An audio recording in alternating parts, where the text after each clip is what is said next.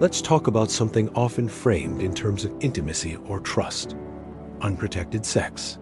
But I want to shift our perspective for a moment, away from emotion and directly into biology. Unprotected sex isn't intimacy without a barrier. It is, quite simply, direct biological access. Viruses and bacteria don't need your permission to enter your body. They just need contact, and the human body provides the perfect environment.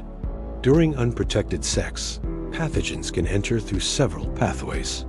We're talking about microscopic tears in the skin, the delicate mucosal surfaces of the genitals and mouth, and direct contact with bodily fluids like blood, semen, or vaginal fluid.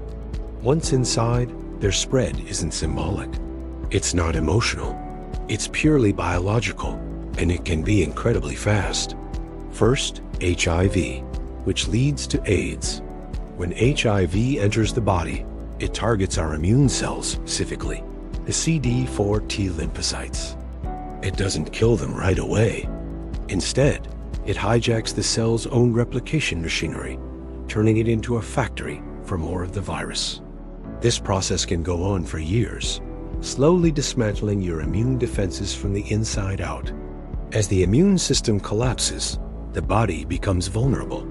This affects the brain, the lungs, and the gastrointestinal tract. Untreated, HIV will progress to AIDS, where common, otherwise harmless infections become lethal. This virus doesn't attack your organs directly. It systematically removes their protection. Next, let's consider hepatitis B and C. These are viruses that have a specific target: the liver. After entering the bloodstream, they find their way to the liver and infect its cells, the hepatocytes. This triggers a state of chronic inflammation. Over time, this constant inflammation leads to fibrosis, which is the scarring of the liver tissue. As the scarring gets worse, it progresses to cirrhosis. The liver is a critical organ responsible for everything from blood clotting to metabolic regulation.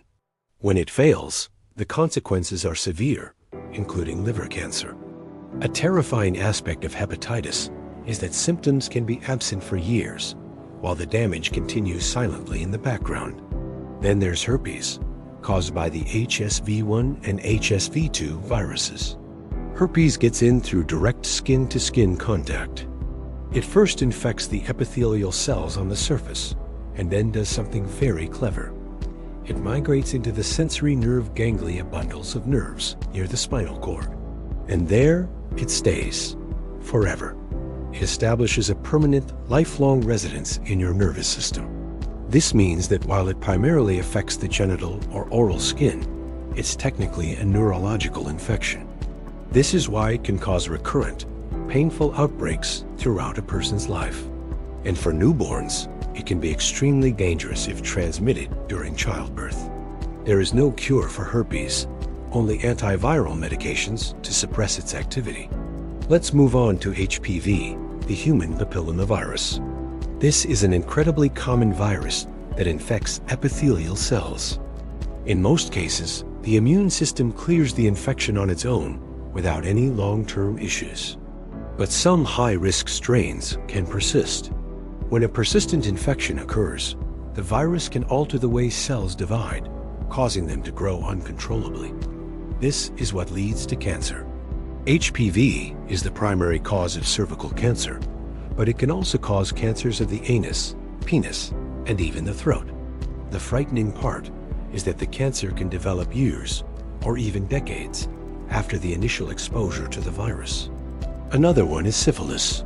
This bacterium enters the body through tiny, often unnoticed lesions in the skin. From there, it spreads throughout the body via the blood and lymphatic system. Syphilis progresses in stages. In the early stages, it might just be a skin rash. But if left untreated, it moves on to attack the nervous system, the heart, and the brain. It's a slow but relentless destroyer of tissue. It doesn't attack aggressively, but it is incredibly persistent, causing severe and permanent damage over time. Finally, let's touch on gonorrhea and chlamydia. These are bacterial infections that target the mucosal surfaces of the urethra, cervix, fallopian tubes, and epididymis. They cause significant inflammation. The biggest danger with these infections is that they are often asymptomatic, especially in women. You might feel perfectly fine while the infection is causing chronic pelvic pain, infertility by scarring the fallopian tubes, or leading to a life-threatening ectopic pregnancy. The damage occurs whether you feel it or not. So here is the final, inescapable biological truth. Most sexually transmitted infections do not announce their arrival. They don't send a warning. They enter quietly, they spread efficiently, and they damage selectively. Thinking about unprotected sex as just a lifestyle choice misses the point. It is a biological exposure event, plain and simple. And that brings me to my final thought. Protection is not about fear. Getting tested is not a source of shame. And seeking treatment is not a sign of weakness. It is simply how biology is managed before biology makes the decisions for you. Thank you for watching. Stay informed and take care of yourselves.